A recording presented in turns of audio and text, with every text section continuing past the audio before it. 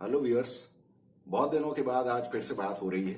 और आप लोगों को तो पता है कि बात क्यों हो रही है, क्योंकि आज से इंडिया और बांग्लादेश की सीरीज का पहला टेस्ट शुरू हो गया। पहले दिन का खेल भी खत्म हो गया। और बहुत सारे लोगों ने इसके बीच में मुझे मैसेजेस भेजे कि आप वीडियो क्यों नहीं बना रहे हैं, क्यों नहीं कर रहे हैं। लेकिन मैं थोड़ा सा माफी भी मांगना चाहता हूं, क्योंकि मुझे ऐसा लगा कि बात करने के लिए कुछ है नहीं। और आप लोगों ने देख लिया होगा कि इसके बीच में ये जो एक महीने कुछ भी क्रिकेट नहीं हुआ है इंडिया का, खास तौर पे क्योंकि हम तो वैसे भी इंडिया क्रिकेट की ही बात करते हैं।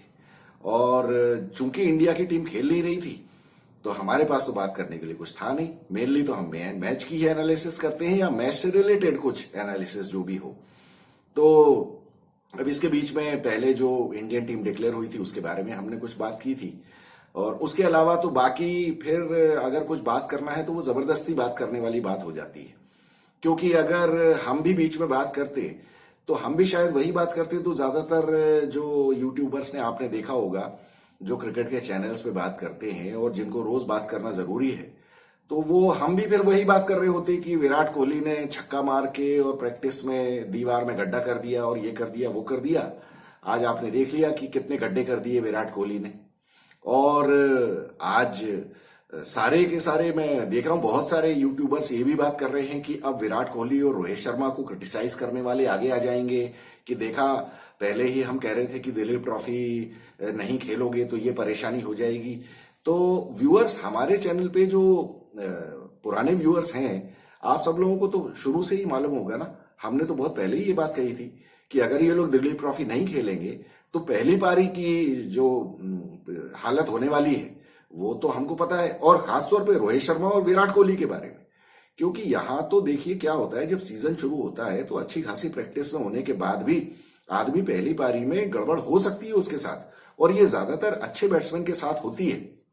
और फिर उसके बाद आपके अच्छे बैट्समैन अगर प्रैक्टिस में भी नहीं है तो फिर क्या होगा? फिर वो आपने नेट प्रैक्टिस में कितने ही दीवारों में गड्ढे कर दिए हो छक्के मार मार के, लेकिन होता यही है। आज जो विराट कोहली ने शॉट मारा है, तो वो विराट कोहली का जो शॉट था वो साफ साफ दिख रहा था कि वो लैक ऑफ प्रैक्टिस की वजह से, क्योंकि मैच में रन नहीं बनाए। आप नेट प्रैक्टिस कितनी भी कर लो, जब तक मैच में रन नहीं बनाए होते हैं तो फिर सिचुएशन क्या हो जाती है कि कब विराट कोहली जैसा बड़ा बैट्समैन अगर आएगा तो वो डोमिनेट करना चाहते हैं, और उन्हें पता है कि उनके पीछे मैच के रन तो है नहीं। तो विराट कोहली के वो पांचवें छठे स्टंप के ऊपर जाती हुई बॉल के ऊपर शॉट मारने का रीजन क्या है? बल्कि मैं तो ये कहूंगा कि उसने पहली दूसरी तीसरी जो बॉल खेली थी जिसके ऊपर उसने फ्लिक मारा था अंदर आती हुई बॉल के ऊपर, वो भी नॉर्मली विराट कोहली ऐसे नहीं खेलता है। अपनी पारी की शुरुआत में जब वो कंटिन्यूअसली फ्लो ऑफ रन्स में हो, अगर सीजन चल रहा है और उसने पहले रन्स बनाए हुए हैं, तो कोई भी बैट्समैन इस तरह के शॉट की रिस्क नहीं लेता है। वो बॉल अगर मिस हो जाए तो बैट्समैन वहीं एलबीडब्ल्यू आउट हो सकता है। तो मेरे कहने का मतलब ये है कि देखिए, ये बड़े बैट्समैन हैं रोहित शर्मा और विराट कोहली, आज ये दोनों जिस तरह से आउट हुए हैं, तो इसके पीछे सीधे सीधे बात वही है, लैक ऑफ प्रैक्टिस की, लैक ऑफ मैच प्रैक्टिस की। तो मैच प्रैक्टिस जब नहीं होगी तो आप फिर जाके जल्दी करने की कोशिश करते हो। हालांकि रोहित शर्मा ने नहीं किया, क्योंकि उस टाइम तो विकेट में बहुत ज्यादा मूवमेंट हो रहा था, तो रोहित शर्मा ने वो नहीं किया। लेकिन चूंकि आप प्रैक्टिस में नहीं हो, इसलिए बॉल हो गई। अब आप सॉफ्ट हैंड से भी खेलने की कोशिश कर रहे थे, लेकिन फिर भी बॉल कैरी कर गई स्लिप में। रोहित शर्मा का मैं ये मान सकता हूं, उसको मैं थोड़ा सा ये बेनिफिट ऑफ डाउट दे सकता हूं कि चलो ठीक है, बॉल कोई बहुत ज्यादा अच्छी हो गई। लेकिन क्या होता है, जब आप प्रैक्टिस में नहीं हो तो अच्छी बॉलें आपको फिर आउट कर देती है, और वहीं जब बैट्समैन प्रैक्टिस में होता है तो अच्छी बॉलों को वो नेगोशिएट करने का कुछ ना कुछ तरीका निकाल लेता है। और विराट कोहली का तो शॉट देख के मेरे ख्याल से जिन लोगों ने भी क्रिकेट खेली है या जिन लोगों को एक्सपीरियंस है, उन लोगों को सबको समझ में आना चाहिए कि वो तो थोड़ा जल्दी में था रन बनाने की, कि मैं तो अभी बता देता हूं कि मैं विराट कोहली हूं, भले ही मेरे 2 विकेट गिर चुके हैं 15 रन के ऊपर मेरी टीम के, लेकिन मैं तो विराट कोहली हूं। तो फिर ये, अब ये बातें कहने के ऊपर कहने में आ ही जाती है ना, और सच्चाई तो यही है। अब ये देखिए, आप लोगों को अगर याद हो, मैंने अपने पिछले किसी वीडियो में ये बात कही थी कि भैया अक्षर पटेल इस इंडियन टीम का सबसे अच्छा बैट्समैन है, सबसे कंसिस्टेंट बैट्समैन रहा है। क्यों? क्योंकि हमारे हर मैच में 123 पे 5, 140 पे 4 और 140 पे 6, ऐसा हमारा स्कोर रहता है। हर सीरीज की आप शुरुआत होने दीजिए, पहले मैच में यही हाल होता है हमारा। आप देख लीजिए, रिकॉर्ड उठा के देख लीजिए, चाहे वो इंडिया में हो चाहे बाहर हो, हर मैच में 130 पे 5, 140 पे 6। आज 140 पे 6 नहीं हुए, लेकिन 144 पे 6 हो गए। होने तो थे ही वो विकेट, वो हमको तो पता है, लेकिन आज अक्षर पटेल नहीं था। वो तो भला हो रविंद्र जडेजा और अश्विन का, जिन्होंने बचा लिया, वरना हमारी तो इज्जत बिल्कुल उतर ही गई थी। 200 रन बनने मुश्किल हो जाते अगर जडेजा और अश्विन में से एक कोई आउट हो जाता। अश्विन के जो 2-2 कैच स्लिप में से गए हैं, अगर उसमें से एक भी चिपक जाता स्लिप फील्डर के हाथों में, तो इंडियन टीम 200 रन नहीं बना पाती किसी भी हालत में। वो देखिए, मैं कोई क्रेडिट नहीं ले रहा हूं अश्विन से या जडेजा से, लेकिन सच्चाई तो यही है ना कि जब आपको, देखिए, आपके पास अगर एक्सपीरियंस है तो एक्सपीरियंस का फायदा क्या है? एक्सपीरियंस का फायदा आपको तब मिलता है जब आप जो गलत बात हो सकती है उसके लिए तैयार करके चलें अपने आप को। तो देखिए, रोहित शर्मा और विराट कोहली ये इतने बड़े बैट्समैन हैं, चलिए ठीक है। बहुत सारे लोग कह रहे हैं अरे कोई फर्क नहीं पड़ता, दिलीप ट्रॉफी नहीं खेली या खेली। मुझे लगता है कि उन लोगों को क्रिकेट की समझ ही नहीं है। ऐसा नहीं होता है, कितने भी बड़े बैट्समैन हो, आपको मैच प्रैक्टिस की जरूरत होती है। वो भले ही कुछ भी हो जाता, और आपको हो गई ना, कितनी ज्यादा छुट्टी मिल गई, आपको कितना रेस्ट कर लिया। इन लोगों को खुद भी अपनी चिंता नहीं है कि ये क्या सोच रहे कि वो हलवा पूरी है क्या टेस्ट मैच की, जाके आप बिल्कुल जाके पहली पारी से ही रन बना दोगे। और वो जिस तरह से शॉट मार रहा था विराट कोहली, जो उसने 6 रन भी बनाए, तो उसमें वो काफी एग्रेसिव खेलने की कोशिश कर रहा था। तो ऐसा नहीं होता है, आपको दिलीप ट्रॉफी खेलनी चाहिए थी। अब आप पहले टेस्ट मैच में आके बल्ला घुमाने लगोगे तो यही हो गया। दुनिया, हम 50 बार विराट कोहली को इस तरह से आउट होते हुए देख चुके हैं, आज भी वो वैसे ही आउट हो गया। और फिर जब ऐसे बैट्समैन आउट हो जाते हैं तो इन्होंने तो कोई कसर छोड़ी नहीं थी ना। किस तरह से तो इन लोगों ने बैटिंग की। पहला 14 रन पे रोहित शर्मा आउट हो गया, 28 रन पे शुभमन गिल आउट हो गया। शुभमन गिल, खैर चलिए उसके ऊपर हम बाद में आते हैं। पहले तो हम बात करते हैं कि इंडिया की टीम जो आज इन लोगों ने डिक्लेयर की, तो कल मैं ये सोच रहा था कि देखिए, चेन्नई के बारे में, वेदर के बारे में मुझे पता नहीं था। मुझे ऐसा लग रहा था कि ये 3 स्पिनर्स और 2 फास्ट बॉलर्स के साथ जाएंगे। 2 फास्ट बॉलर्स सिराज और बुमराह, और बाकी 3 स्पिनर्स में से अब इनको डिसाइड करना है कि अक्षर पटेल को खिलाना है या कुलदीप यादव को खिलाना है। लेकिन आज जिस तरह का वो वहां पे वेदर दिख रहा था, तो उसके बाद तो मुझे कोई डाउट ही नहीं था। सुबह ही मुझे लग रहा था कि अब ये तो बादल ही नहीं, मतलब बादल ही बादल हो रहे हैं, वहां तो धूप ही नहीं निकली हुई है। तो ऑब्वियसली अब ये 3 स्पिनर नहीं खिलाएंगे, और फिर ये 3 सीमर्स के साथ जाएंगे। और 3 सीमर्स में फिर आकाशदीप का खेलना तो बनता ही है, क्योंकि पिछले इंग्लैंड की सीरीज में आकाशदीप ने बहुत अच्छी बॉलिंग की थी, और अभी उसने दिलीप ट्रॉफी में भी बहुत अच्छी बॉलिंग की, 9 विकेट लिए थे। तो वो तो ऑब्वियस था कि ये लोग इसी टीम के साथ जाएंगे। और केएल राहुल का भी मुझे तय था कि बिल्कुल, जैसा कि हमने पिछले वीडियो में भी डिस्कस किया था, कि केएल राहुल ही रहेगा टीम में। तो हमारे हिसाब से तो टीम बिल्कुल सही थी, और जो हमने सोचा था बस उसी के हिसाब से इन लोगों ने टीम डिक्लेयर की। बांग्लादेश की टीम के बारे में ज्यादा बात करने का मतलब नहीं है। बांग्लादेश ने वैसे भी वो टीम डिक्लेयर की जो कि पाकिस्तान के अगेंस्ट सेकंड टेस्ट खेली थी और वो सीरीज जीत के आई थी, तो उनको भी विनिंग कॉम्बिनेशन अपना चेंज करने का मतलब नहीं था। बाकी ये है कि टॉस जीतने के बाद बांग्लादेश की तो लॉटरी लग गई। बांग्लादेश को लगा कि बस ये तो इतनी बढ़िया सीमिंग कंडीशंस हैं, तो हम तो इनको उखाड़ के फेंक देंगे। और वो एक्चुअली फेंक भी देते, लेकिन क्योंकि इंडियन बल्लेबाजों ने तो कोई कसर नहीं छोड़ी थी ना बांग्लादेश को हेल्प करने में। जिस तरह से बैटिंग इन लोगों ने की है, और वो तो भला हो मतलब यशस्वी जायसवाल का। मैं ये कहूंगा, देखिए फाइनल स्कोर देख के किसी भी आदमी को ये लगेगा कि जडेजा और अश्विन ने बहुत अच्छी बैटिंग की, लेकिन आज के दिन में सबसे अच्छी बैटिंग की है यशस्वी जायसवाल ने, क्योंकि उसने शुरू में जिस तरह से बैटिंग की है, वो तो आप इमेजिन नहीं कर सकते कि कितनी ज्यादा डिफिकल्ट कंडीशंस थी। ये सिर्फ वही लोग समझ सकते हैं जिन लोगों ने खुद क्रिकेट खेला है, या फिर बहुत ज्यादा क्रिकेट की जिनको समझ है। वहां तो इतनी ज्यादा मुश्किल कंडीशंस थी कि यशस्वी जायसवाल, देखिए अब आप कह सकते हैं कि यशस्वी जायसवाल भी कई बार बीट हुआ। देखिए बीट तो सभी होते हैं शुरू में, जब खासतौर पे इतनी ज्यादा स्विंगिंग कंडीशंस हो तो अच्छे अच्छे बैट्समैन बीट हो जाते हैं। ऐसा नहीं है, मैंने तो सुनील गावस्कर को बहुत बीट होते हुए देखा है। तो यशस्वी जायसवाल तो अभी बच्चा ही है, लेकिन उसके बावजूद आपको किस तरह से अपनी टेक्निक को अप्लाई करना है कि बॉल मूव भी हो रही है तो आप कम से कम अपना विकेट कवर करें, एलबीडब्ल्यू अपना रोके और उसके बाद एज भी ना लगे। तो ये तो मतलब क्रेडिट है ना बैट्समैन की टेक्निक का। तो उसने बहुत अच्छी बैटिंग की, बहुत ही बढ़िया।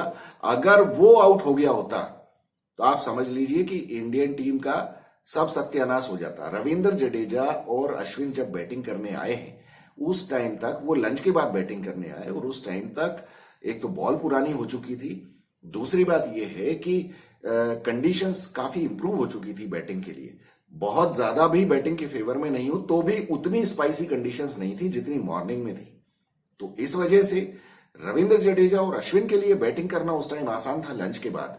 लेकिन पहले जो यशस्वी जायसवाल ने एक एंड पकड़ के रखा है वो तो बहुत गजब की बैटिंग थी, बहुत ही बढ़िया। और हेड्स ऑफ टू यशस्वी जायसवाल। तो अब हम बात करें कि शुरुआत जब हुई इनकी, तो शुरुआत तो आपको पता ही है कि रोहित शर्मा 14 रन पे आउट हो गया, 28 रन पे शुभमन गिल की थोड़ी सी बदकिस्मती रही। आज बहुत सारे पूरी दुनिया गाली दे रही है शुभमन गिल को।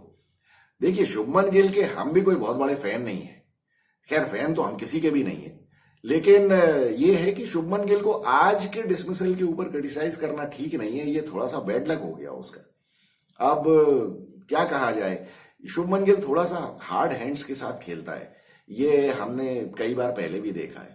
तो हार्ड हैंड्स के साथ खेलने में क्या होता है कि फिर बॉल कैरी कर जाती है अगर एज लग गई तो हालांकि रोहित शर्मा ने सॉफ्ट हैंड से खेलने की कोशिश की थी, लेकिन फिर भी बॉल थोड़ा ज्यादा बाउंस था उसमें और वो फिर भी सेकंड स्लिप में चली गई। लेकिन शुभमन गिल के साथ तो ये थोड़ी सी बदकिस्मती है, क्योंकि नॉर्मली क्या होता है 99% टाइम्स जो लेग स्टंप पे इस तरह के फ्लिक करने जाते हैं बैट्समैन, तो या तो वो बहुत अच्छा फ्लिक कनेक्ट हो जाता है तो बॉल चौके के लिए चली जाती है, अदरवाइज बॉल मिस हो जाती है। लेकिन यहां तो ना तो चौके के लिए गई, लेकिन वो एज चली गई और एज जाके भी विकेट कीपर ने वहां पकड़ लिया कैच। ये काफी अनफॉर्चुनेट है, इसलिए मैं शुभमन गिल को ज्यादा इसमें ब्लेम नहीं करूंगा। हालांकि जनता तो पूरी बिल्कुल लोटा पानी लेके लगी हुई है शुभमन गिल के ऊपर कि इसको निकालो, ये करो वो करो।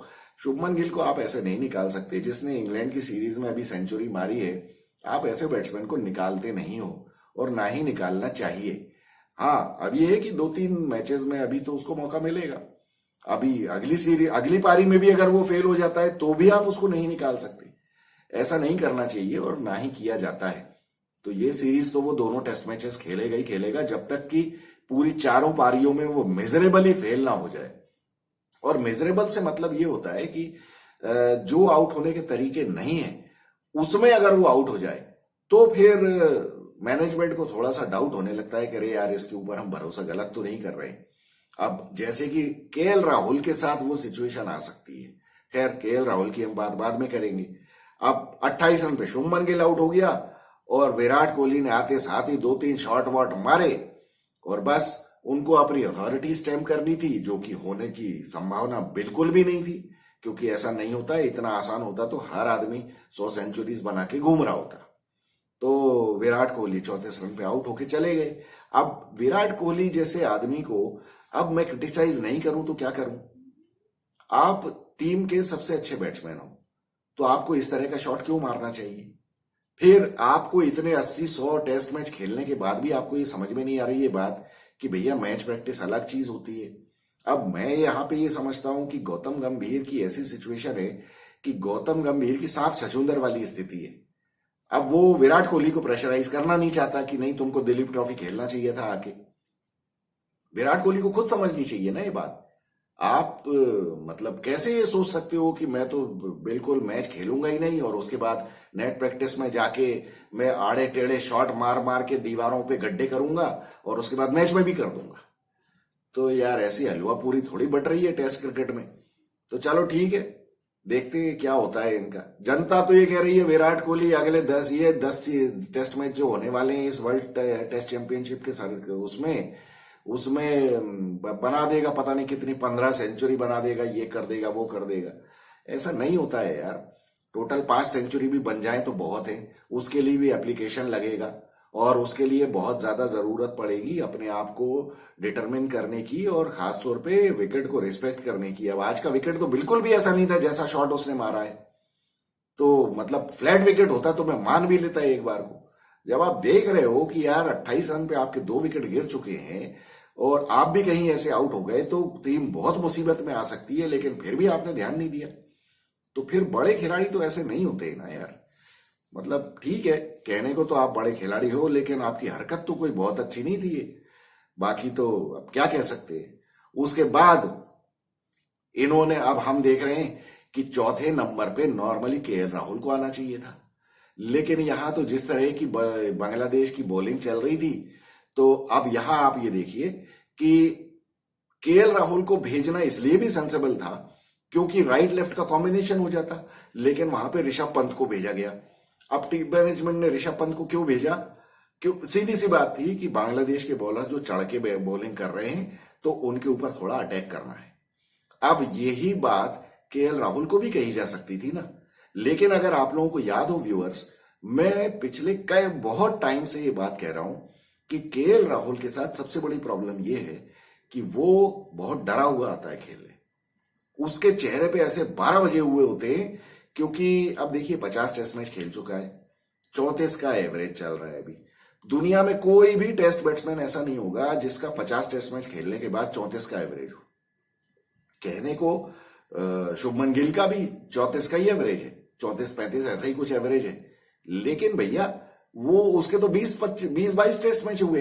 अब कहां 20-22 टेस्ट मैच और कहां 50 टेस्ट मैच। अब अगले 5-6 टेस्ट मैचेस में अगर शुभमन गिल का भी एवरेज नहीं इंप्रूव हुआ तो शुभमन गिल के ऊपर तलवार लटकी हुई है।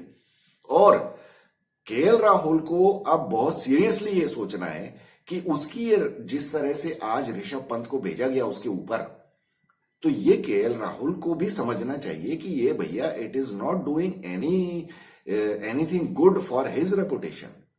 कि मतलब आप ऐसी सिचुएशन में टीम फंसी हुई है, सामने वाले बॉलर्स अगर चढ़ के बॉलिंग कर रहे हैं, तो फिर टीम मैनेजमेंट को ये बात मालूम है कि नहीं नहीं नहीं, केएल राहुल को अगर भेजा तो और गड़बड़ हो जाएगी, क्योंकि केएल राहुल तो अटैकिंग खेल ही नहीं सकता है।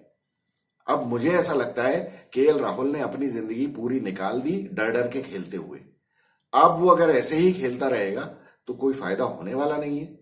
और मतलब ये तो हमने आज देख ही लिया ना, ऋषभ पंत ने आके अटैकिंग खेला, जो कुछ भी किया, 96 तक वो लेके गया स्कोर। हालांकि वो बाद में उसने एक लेजी शॉट मार दिया, जैसा कि ऋषभ पंत हमेशा मारता है। मतलब अच्छा खासा खेलते हुए बस एक टुच्चा सा शॉट मार देता है वो, उसमें आउट हो गया। मतलब यहां पे कंसंट्रेशन भी देखना चाहिए अपना, कुछ मतलब सोचना तो चाहिए यार कि यार क्या मजाक है क्या।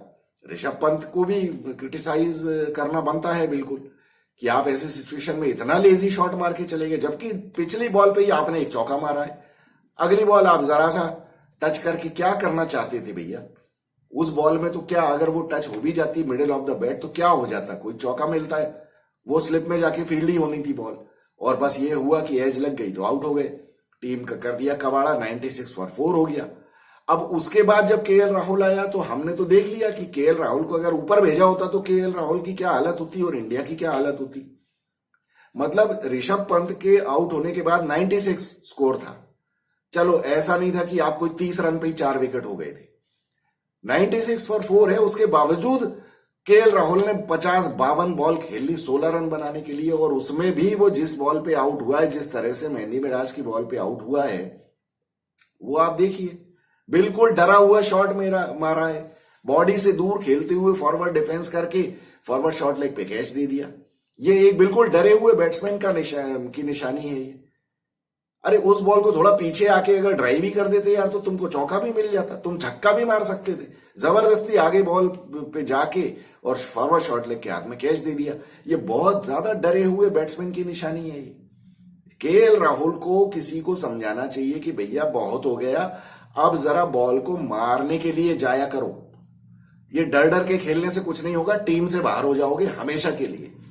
और जब 32 साल की उम्र हो गई है, अब जब केएल राहुल बाहर होगा तो बहुत दिक्कत हो जाएगी, वापस आने का मौका नहीं मिलेगा। अभी बहुत सारे बैट्समैन लाइन में लगे हुए हैं, इसलिए केएल राहुल को किसी को समझाना चाहिए कि भैया अब डरने से कुछ नहीं होगा, अब जरा अपनी स्टाइल चेंज कर लो, मारने पीटने जाओ, वहां बॉलर को डर लगना चाहिए। हमारी टीम का तो मैनेजमेंट खुद ही डरा हुआ है केएल राहुल की बैटिंग से कि भैया ये जाएगा तो और कबाड़ा हो जाएगा, तो बैटिंग डाउन ही नीचे कर दिया।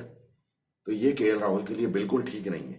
अब उसके बाद 96 पे वो ऋषभ पंत आउट हुआ, फिर उसके बाद अपना यशस्वी जायसवाल को तो खैर बॉल अच्छी पड़ गई, अब बहुत ही अच्छी बॉल हो गई, और ठीक है, हो जाता है कभी कभी। शुरू में इसी तरह की बॉल उससे मिस हो गई थी, लेकिन आखिरी में ऐसी बॉल पे आउट भी हो गया।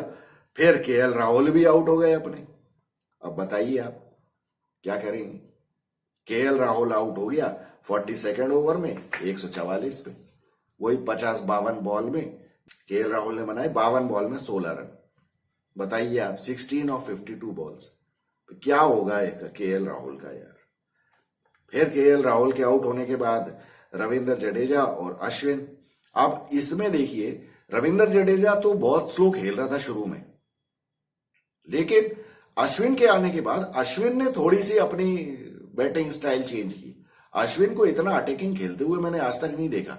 वो तो आते साथ ही शुरू से लगा, और किस्मत ने साथ भी दिया। मतलब एजेस लगी जो स्लिप के ऊपर से गई, दो पकड़ी नहीं गई और वो चौके हो गए। और फिर तो कुछ अश्विन ने बहुत अच्छे शॉट्स भी खेले, बहुत अच्छे शॉट्स खेले अश्विन ने, बिल्कुल भी। अश्विन तो रन बॉल खेल रहा था, 34 बॉल्स में 34 रन थे उसके। फिर वो कुल मिला के मतलब ऑलमोस्ट 100 की स्ट्राइक रेट से ही खेलता रहा, तो बहुत अच्छा बैटिंग की। और अब आप देखिए, वहां कमेंटेटर्स बात कर रहे थे कि अश्विन ने ये जो तमिलनाडु प्रीमियर लीग जो होती है ना, TNPL, जो T20 लीग, वो पूरी खेली है इसने। तो ये देखिए, ये होता है मैच प्रैक्टिस का। अब भले वो तमिलनाडु प्रीमियर लीग है, भले वो T20 है, भले उसका लेवल कुछ भी नहीं है इंटरनेशनल क्रिकेट के सामने, लेकिन आदमी को मैच प्रैक्टिस है। अब बताइए, मैच में जो उसने रन बनाए थे, वहां तमिलनाडु प्रीमियर लीग में उसने खूब रन भी बनाए। तो जब रन बनाता है आदमी मैच में, चाहे वो कोई सा भी मैच हो, अरे यार आपके मोहल्ले का मैच क्यों ना हो, लेकिन अगर आप जब उसमें रन बनाते हैं ना, आप अलग कॉन्फिडेंस से आते हैं। वो कॉन्फिडेंस रोहित शर्मा और विराट कोहली को नहीं है। और मैं ये नहीं कहता कि ये विराट कोहली और रोहित शर्मा को ये डर है कि अरे ये बांग्लादेश वाले हमको आउट कर देंगे, नहीं, बात वो नहीं है। अरे मैच प्रैक्टिस में, मैच में बल्ले के ऊपर जब बॉल आती है ना, आपके मिडिल ऑफ द बैट, जब आप उससे ड्राइव करते हो, आप शॉट्स लेते हो, आप स्कोर करते हो रन्स, और चाहे कितने भी मोहल्ले के मैच में आपने 100 रन बनाए हो, वो आपको अलग कॉन्फिडेंस देता है, बजाय इसके कि आप घर पे बैठ के आप चाहे नॉकिंग कर रहे हो, चाहे नेट प्रैक्टिस कर रहे हो, उससे फर्क नहीं पड़ता है। तो ये सबसे बड़ा रीजन है अश्विन के रन बनाने का, क्योंकि वो TNPL में रन बना के आ रहा है।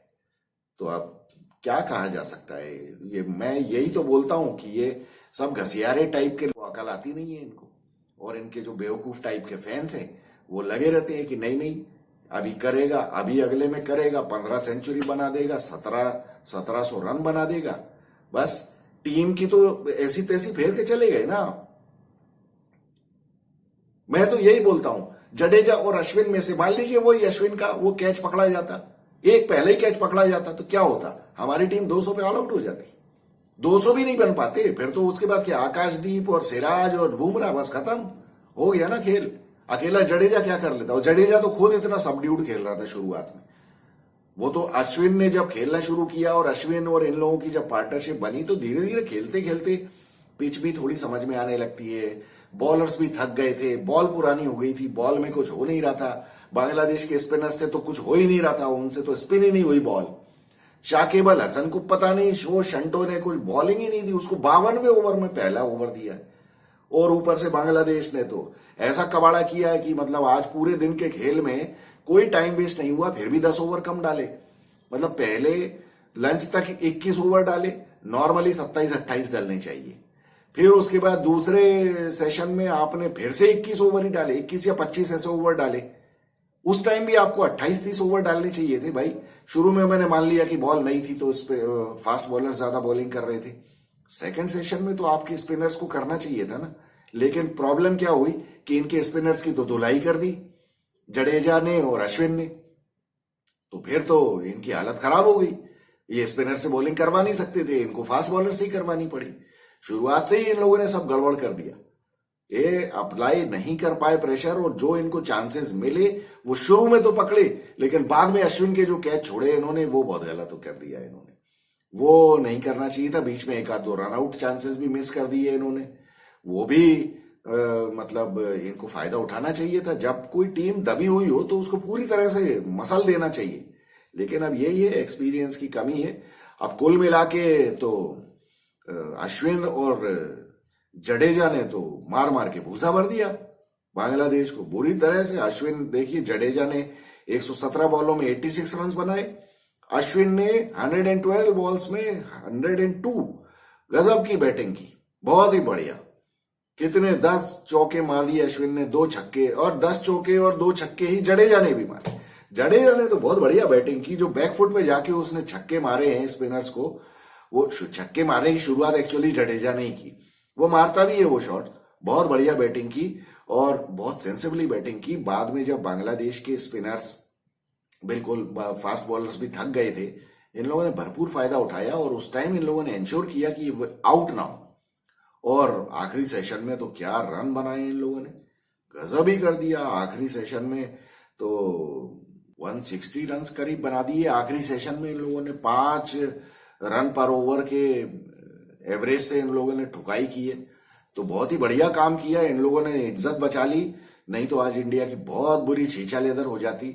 देखिए, बांग्लादेश इंडिया को हरा दे इसका तो मतलब मुझे कोई बहुत ज्यादा डर नहीं था, लेकिन परेशान कर सकती है। और दूसरी बात यह है कि देखिए, उल्टा सीधा कुछ हो भी सकता है, क्योंकि बांग्लादेश, देखिए, किसी भी टीम को आप ऐसे इस तरह से डिस्कार्ड नहीं कर सकते, खासतौर पे जब आप गलत खेल खेल रहे हो। क्योंकि अगर मान लीजिए वही है, अश्विन के कैचेस पकड़ के अगर इंडिया 200 पे ऑल आउट हो जाती तो अभी लेने के देने पड़ गए होते इंडिया को। फिर दूसरी पारी में भी टेंशन में आप। अभी तो यह है कि अभी इंडिया बहुत अच्छी स्ट्रांग पोजीशन में आ गई है, 339 फॉर 6। और अब कल फिर सुबह फिर आएंगे। अब सुबह का मौसम क्या है और क्या नहीं है। अब अगर सुबह के पहले आधे घंटे में या 1 घंटे में ये लोग आउट नहीं हुए तो ये लोग तो 450 रन तक ले जाएंगे।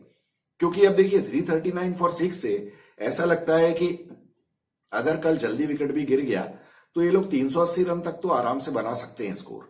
और 380 रन इस विकेट पे इंडिया के लिए बहुत स्कोर रहेगा, क्योंकि विकेट में काफी जान लग रही है। ऐसा विकेट चेन्नई का, मैं तो 1980 से देख रहा हूं क्रिकेट, मैंने चेन्नई का ऐसा विकेट आज तक नहीं देखा कभी। इतना ग्रीन विकेट और जिसपे इतना मूवमेंट हो रहा हो पहले दिन, ऐसा मैंने तो आज तक नहीं देखा। तो मेरे लिए तो पहला एक्सपीरियंस था। तो बहुत ही अच्छा विकेट बनाया है इन लोगों ने, स्पोर्टिंग विकेट बनाया है। और ये अच्छा किया काम कि वो गड्ढे वाला विकेट नहीं बना दिया स्पिनिंग के लिए, क्योंकि शायद इनको भी डर होगा कि नहीं तो बांग्लादेश के स्पिनर्स भी हमारी ऐसी तैसी फेर सकते हैं। तो ये इन लोगों को सद्बुद्धि आ गई। दूसरी बात ये है कि वैसे विकेट बनाने का कोई फायदा नहीं है, क्योंकि इनके बैट्समैन खुद भी बैटिंग नहीं कर पाते हैं। तो ये तो बहुत अच्छा काम किया। आप देखिए, अगर कल शुरू के आधे घंटे में अगर विकेट नहीं गिरा तो ये लोग 450 तक ले जा सकते हैं स्कोर। और अगर कल जडेजा और अश्विन में से कोई आउट हो गया तो फिर ये लोग मतलब मैक्सिमम 370 380 तक ही जा पाएंगे। और उसके बाद देखना है कि फिर इंडियन बॉलर्स कैसी बॉलिंग करते हैं और विकेट या मौसम किस तरह से सपोर्ट करता है। क्या कल भी ऐसा ही मौसम रहेगा? अगर मौसम जैसा आज था, अगर वैसा होता तो रोहित शर्मा ने भी कहा था कि टॉस जीतते अगर हम तो पहले हम भी बॉलिंग करते। अगर इंडिया पहले बॉलिंग करती तो मुझे लगता है कि फिर तो इंडिया के पेसर्स इनको उखाड़ फेंकते 100 रन के पहले ही। ये 100 रन से ज्यादा नहीं बना पाते बांग्लादेश वाले। और यही होगा इनका सेकेंड इनिंग्स में भी। अगर मौसम ऐसा ही रहा तो फिर इंडिया के बॉलर्स इनकी बहुत मुसीबत कर देंगे बांग्लादेश की। तो बांग्लादेश के हिसाब से तो ये स्कोर काफी हो गया है। हाँ, कल लेकिन अगर धूप वूप निकल आई और इंडिया की टीम अगर मान लीजिए लंच के 1 घंटे पहले या लंच तक ऑल आउट हो गई और बांग्लादेश की बाद में बैटिंग आई और धूप निकल आती है तो फिर बांग्लादेश थोड़ा सा कुछ स्कोर बना सकता है। लेकिन वो थ्रेटन कर पाएंगे इंडिया को, इसकी पॉसिबिलिटी कम है। क्योंकि अब कल शाम से मुझे लगता है बहुत इंडिया के स्पिनर्स तो स्पिन कर ही लेंगे। और ये जडेजा और अश्विन इन दोनों का ही होम ग्राउंड ही है, तो मुझे लगता है कि ये लोग तो करेंगे मुसीबत बांग्लादेश के लिए। तो चलिए देखते हैं कल क्या होता है। आप लोग बताइए, आपको क्या लगता है, आप लोग मेरी बात से एग्री करते हैं या नहीं कि विराट कोहली और रोहित शर्मा इन लोगों को मैच प्रैक्टिस नहीं है और इसी वजह से इंडिया की ये हालत हुई है? या आपको क्या लगता है कि कल अश्विन और जडेजा कहाँ तक ले जाएंगे, या फिर बांग्लादेश पहले ही पैकअप कर देगी इनका, या बांग्लादेश किस तरह से बैटिंग करेगी? तो I look forward to hearing from you. This is Vikas Saxena, the biased analyst. Thank you so much.